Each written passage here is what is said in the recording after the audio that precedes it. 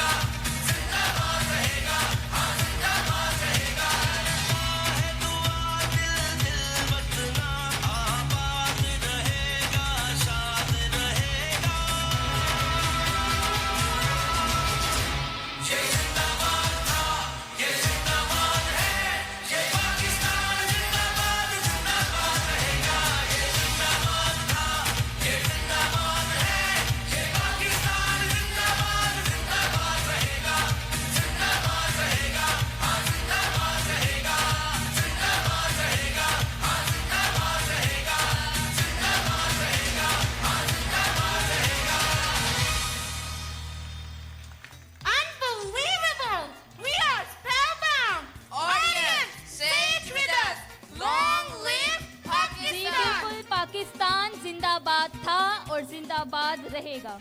इन छोटे सितारों ने अपने जज्बे और एनर्जी से महफिल को रोशन कर दिया।